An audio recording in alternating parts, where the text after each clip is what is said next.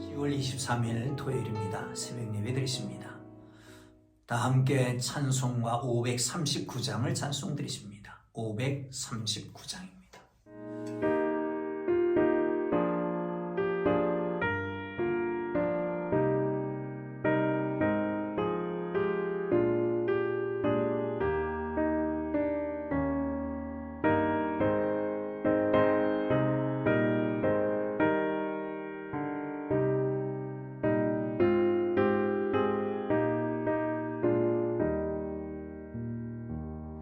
나 예수께 조용히 나가 내 모든 짐 내려놓고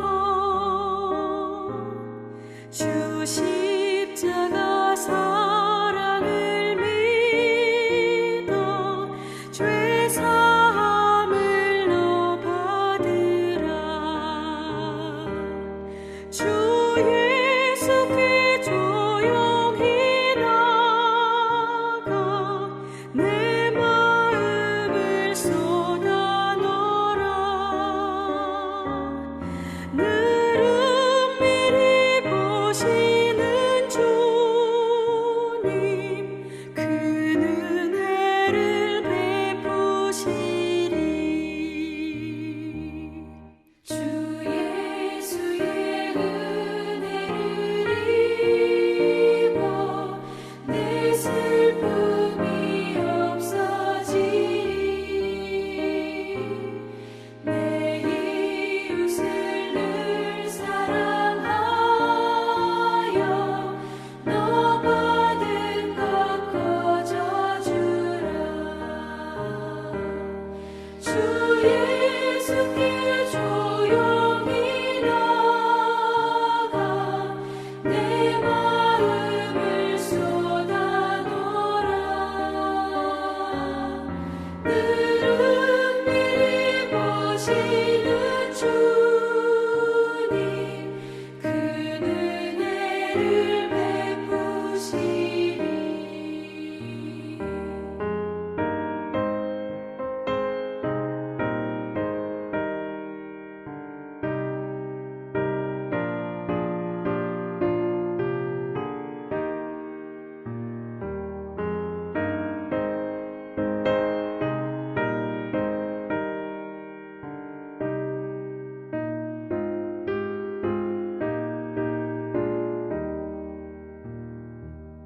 주 예수를 친구로 삼아 늘 내 옆에 모시어라.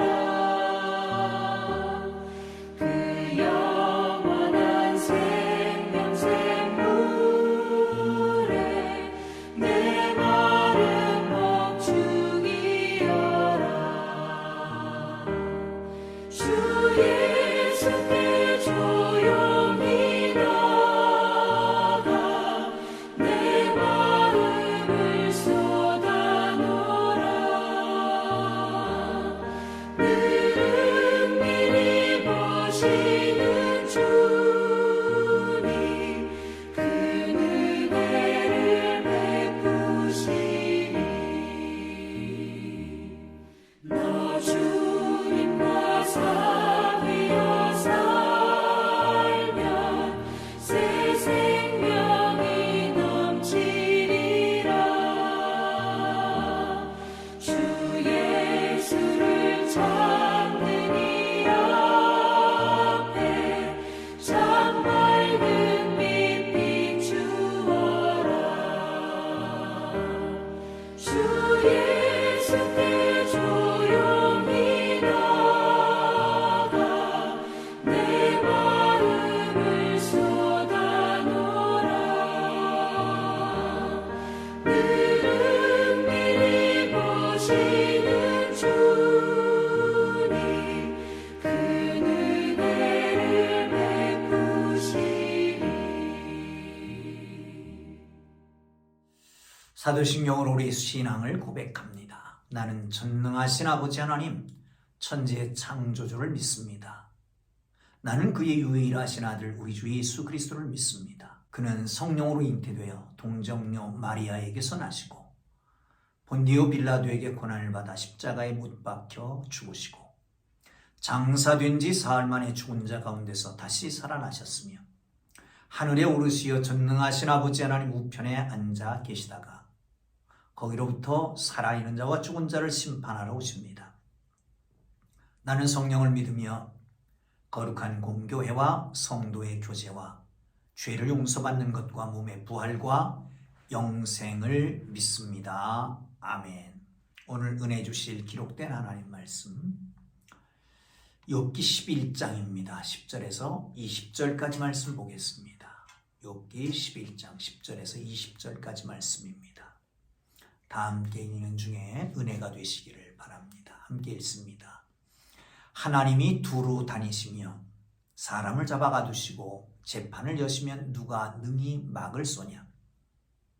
하나님은 허망한 사람을 아시나니 악한 일은 상관하지 아니하시는 듯하나 다 보시느니라. 허망한 사람은 지각이 없나니 그의 출생함이 들나귀 새끼 같으니라. 만일 내가 마음을 바로 정하고 주를 향하여 손을 들 때에 내 손에 죄악이 있거든 멀리 버리라. 불의가 내 장막에 있지 못하게 하라. 그리하면 내가 반드시 흠없는 얼굴을 들게 되고 굳게 서서 두려움이 없으리니 곧 내 환난을 잊을 것이라. 내가 기억할지라도 물이 흘러감 같을 것이며 내 생명의 날이 대낮보다 밝으리니 어둠이 있다 할지라도 아침과 같이 될 것이요 내가 희망이 있으므로 안전할 것이며 두루 살펴보고 평안히 쉬리라. 내가 누워도 두렵게 할 자가 없겠고 많은 사람이 내게 은혜를 구하리라. 그러나 악한 자들은 눈이 어두워서 도망할 곳을 찾지 못하리니 그들의 희망은 숨을 거두는 것이니라. 아멘. 할렐루야. 하나님의 은혜가 여러분 모두와 함께 하기를 주님 이름으로 축원합니다. 여러분, 지혜는 어디 있을까요? 뭐가 지혜일까요? 저는 지혜를 그렇게 생각합니다. 절대자인 하나님을 알고, 끝이 첫째 지혜고, 또 하나의 지혜는 자기의 모습을 알게 되는 것입니다. 더 나아가서 더 큰 지혜가 있다고 하면 그것은 하나님의 뜻대로 살아가는 것입니다. 범죄치 아니하고 하나님 앞에 온전하게 사는 것이겠지요. 소발이라고 하는 사람이 욥에 대해서 말하면서 어제 말씀 중에 7절과 10절 사이의 말씀 중에 하나님에 대해서 얘기를 합니다. 하나님은 오묘하시다. 얼만큼 오묘하시냐?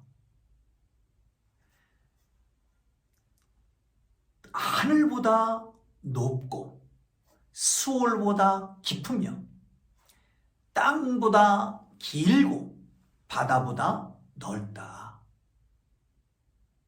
그런데 내가 어떻게 그 하나님 앞에서 의롭다고 할 수 있겠느냐? 내가 주장하는 모든 것들이 잘못된 것이 아니겠느냐? 라고 말하고 있는 것입니다.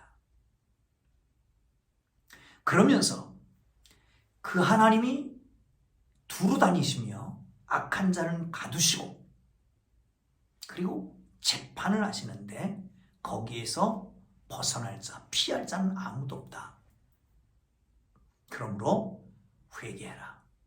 손을 들 때에 너에게서 잘못된 거 다 멀리 던지고 회개하면 좋은 날이 올 것이다. 라고 말씀하고 있는 것입니다.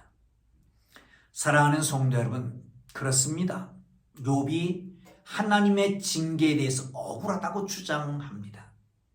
물론 우리가 1장부터 계속 보아왔으면 아니 욥기에 대해서 아는 사람이면 억울한 고통을 당한다라고 하는 것을 인정할 것입니다. 그러나 하나님은 악인들을 낱낱이 살펴서 심판하시고 징계하시는 하나님이십니다. 그래서 소발이 보기에 욥이 스스로 죄가 없다라고 주장하는 것은 어리석은 것이다. 얼마나 어리석으냐? 12절을 함께 보고 가겠습니다. 12절입니다. 시작. 허망한 사람 지각이 없나니 그의 출생함이 들나귀 새끼 같으리라. 이 무슨 말입니까? 허망한 사람이, 허망하다라고 하는 건 머리가 없는 사람입니다. 생각이 없는 사람을 가리킵니다. 뇌가 없는 사람을 가리킵니다. 요즘 뭐 노브레인이라고 말을 하는데 바로 머리, 생각이 없는 사람, 뇌가 없는 사람을 말합니다. 마치 이 사람을 지혜롭게 만들려면 들나귀가 사람으로 태어나는 것 같이 불가능한 일이라는 거죠. 사람은 다 그렇고 너는 특별히 그렇다라고 말하고 있는 것입니다. 그러므로 하나님의 결정은 누구에 의해서 비난받을 필요가 없는 것이라는 겁니다. 완벽한 하나님의 신적인 행위다라고 하는 거죠. 사랑하는 성도 여러분, 모든 사람은 자기의 죄 때문에 심판을 받습니다. 하나님의 기준에 모든 사람은 다 죄인입니다. 죄의 무게에 따라서 얼마나 큰 심판을 받게 되느냐 중요치 않습니다. 하나님의 의는 절대적이고 완전한 의입니다. 모든 사람이 죄의 경중에 의해서가 아니라 유무에 의해서 엄중한 심판을 받는다. 무슨 말이에요? 크고 작으냐, 무거우냐, 가벼우냐의 문제가 아니라 죄 문제는 있느냐, 없느냐의 문제다. 거기에 대해서 심판을 받는 것입니다. 여러분, 그렇지 않습니까? 우리 모두가 다 죄인이잖아요. 그 안에서 심판받는 거죠. 어리석게 나는 다른 사람보다 조금 더 비교해서 조금 더 의롭다고 말하지 말고 하나님은 비교 평가를 하는 게 아니라 절대 평가를 하신다. 하나님이 나만 보시고 평가하시는 겁니다. 기억하시길 주님 이름으로 축복합니다. 소발은 이 회개에 대해서 촉구하고 있습니다. 13절을 보시죠. 시작. 만일 내가 마음을 바로 정하고 주를 향하여 손을 들 때에 내 손에 죄악이 있거든 멀리 버리라. 불의가 내 장막에 있지 못하게 하라. 만일 손을 들 때에, 주를 향하여 손을 들 때에 내 손에 죄악이 있거든 멀리 버려라. 불의가 내 장막에 거하지 못하게 해라. 사랑하는 성도 여러분, 마음을 바르게 잡고 하나님 앞에 손을 들어요. 하나님을 향해 손을 든다라고 하는 건 뭘까요? 예배한다는 겁니다. 기도한다는 겁니다. 하나님을 향해 나아가는 거지요. 하나님 앞에 나아갈 때, 하나님 앞에 기도할 때, 하나님 앞에 예배할 때에 여러분, 우리 손에 죄악이 있거든 멀리 버리고 불의가 우리 장막에 거하지 못하게 하라라고 말씀하고 있습니다. 소발은 욥에게 향해서 어리석은 주장을 철회하라. 죄를 멀리하라. 불의와 함께 있지 못하게 하도록 정결을 유지해라 라고 말씀합니다. 사랑하는 성도 여러분, 사람이 자기 스스로 죄를 제거하면 얼마나 좋겠습니까? 그건 원칙적으로 불가능한 것이죠. 스스로 죄를 제거할 수도 없고 구약시대의 율법으로도 아니 성전의 제사로도 큰 곳으로도 사람의 죄를 제거할 수 없는 것입니다. 사람이 보기에 깨끗한 손이라고 거룩하신 하나님 앞에서는 항상 더러운 것입니다. 사람이 보기엔 모두 깨끗하여도 하나님은 심령을 감찰하십니다. 심장과 폐부를 살피시는 하나님이십니다. 여러분, 죄 그렇잖아요. 말과 행위로 지은 죄도 죄입니다. 마음과 생각으로 짓는 죄도 죄입니다. 여러분, 사람들은 말과 행위만 보지만 하나님께서는 마음과 생각까지도 보십니다. 하나님 앞에 흠없게 설 수 있기를 주님의 이름으로 축원합니다. 여러분, 상대적인 의인은 하나님 앞에 흠없게 설 수가 없습니다. 죄의 일부분을 제거하는 것, 그래서 심판을 피할 수 있다고 생각하십니까? 죄의 대부분을 제거한다고 해서 하나님의 심판을 면할 수 있다고 생각하십니까? 죄인인 인간이 하나님의 심판을 피하려고 한다면 죄의 일부분이 아니라 전체를 제거해야 됩니다. 그러나 그것은 누구도 자기 스스로도 할 수 없고 어떤 것을 어떤 것의 도움에 의해서도 할 수 없습니다. 하나님 앞에 의롭게 할 수 있다라고 하는 생각 자체가 어리석은 것입니다. 허망한 것입니다. 다른 사람보다 죄를 덜 지었거나 더 많이 제거했거나 그렇다고 우쭐할 필요도 없는 것이죠. 절대적인 평가를 하시는 하나님은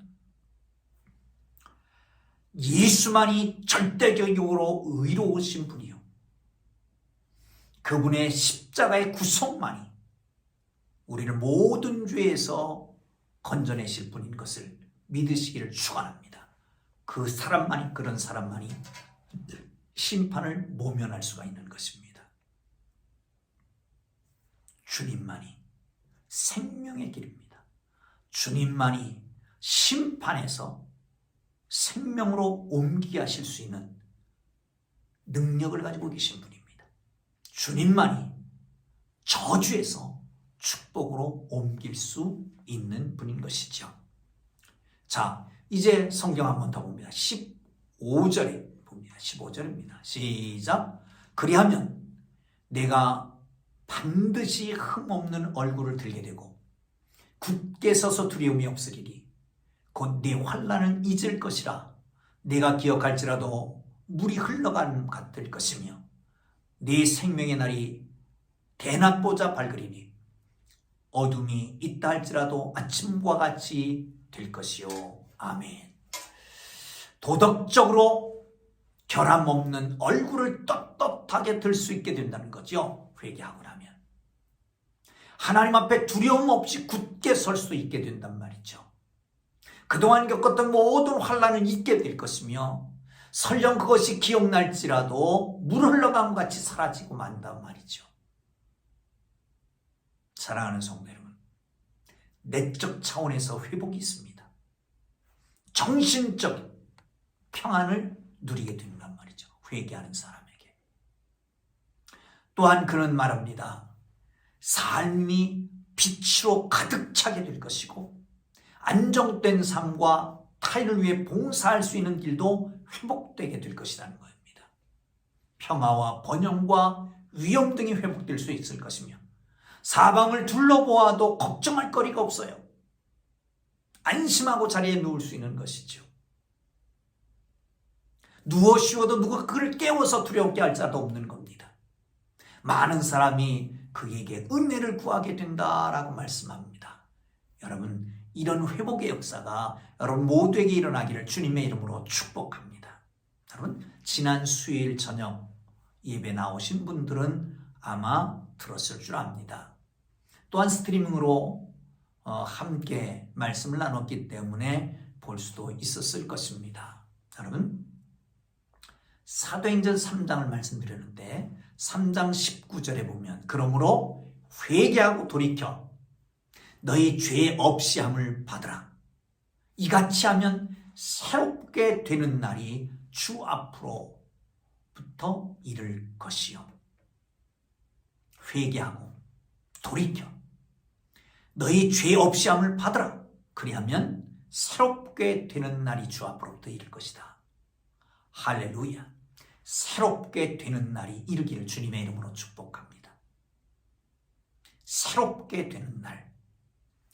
우리의 마음도 생각도 새롭게 됩니다. 우리의 육체도 상황도 새롭게 됩니다. 모든 것이 새롭게 보여지기 시작합니다.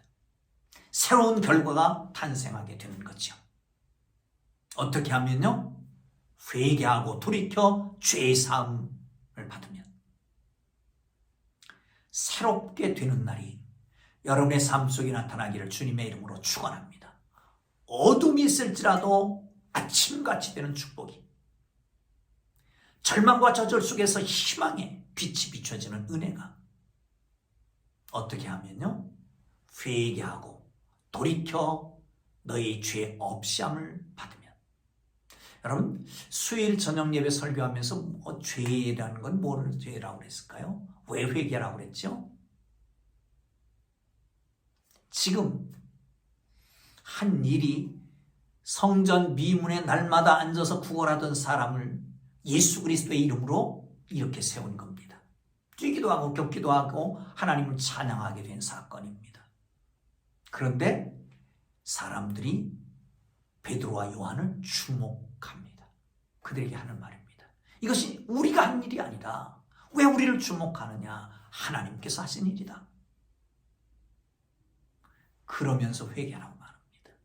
여러분, 회개라고 하는 것은 뭐냐? 죄 중에 가장 큰 죄는 하나님 없는 죄입니다. 믿지 않는 죄입니다. 하나님을 거스리는 죄입니다. 사랑하는 성도 여러분, 그러기에 모든 사건 속에서, 모든 일 속에서 하나님의 보이지 않으면 회개해야 됩니다. 그런데 회개하고 나면 새롭게 되는 날이 온다는 겁니다. 이 새롭게 온 날이라고 하는 것은 카이로이 푸키스라고 하는 말을 씁니다. 카이로이라고 하는 건 시간을 말하고요, 때를 말합니다. 아나라고 하는 것은 어게인, 다시를 말합니다. 푸케이스라고 하는 말은 김을 불어넣는다, 숨을 쉰다, 다시 숨을 불어넣는다 라고 하는 말이죠. 다시 말하면 회개하면, 그리고 돌이켜서 죄 사함을 받으면 새롭게 되는 날, 새로운 숨을 불어넣는 날이 된다는 겁니다. 무슨 말인지 이해가 되십니까? 그렇다면 좀 올라가야 될 때가 있습니다.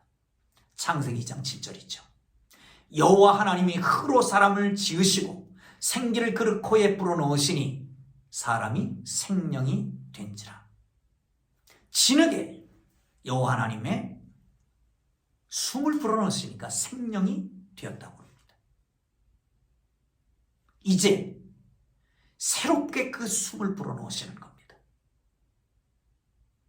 죄와 허물로 죽었던 진흙덩이 같은 인간들에게 회개하는 순간 하나님의 새로운 숨이 들어가는 거예요. 성령이 들어가시는 겁니다. 예수님께서 제자들이 모였을 때에 숨을 내쉬면서 성령을 받으라고 했던 그 성령께서 그들이 들어가시는 겁니다. 그래서 다시 생명이 창조되는 것입니다. 신선한 공기, 신선한 생명력으로 새롭게 창조되는 것이죠. 사랑하는 성도 여러분, 그렇습니다. 모든 상황 속에, 모든 일 속에 하나님을 인정하십시오. 그렇지 않았다면 회개하십시오. 새롭게 되는 날이 이를 것입니다. 기도합니다. 이제는 우리 구주 예수 그리스도의 은혜와 하나님 아버지의 극진하신 사랑하심과 성령님의 감화, 감동, 위로, 인도, 역사, 교통하심이 하나님 앞에 새로운 날을 기다리며 새롭게 회복하실 것을 기다리는 주의 사랑하는 백성들 위해 이제로부터 영원토록 함께 계시기를 간절히 축원하옵나이다. 아멘. 우리 주님 부르고 기도하시다가 자유롭게 돌아갑니다. 주여, 주여, 주여.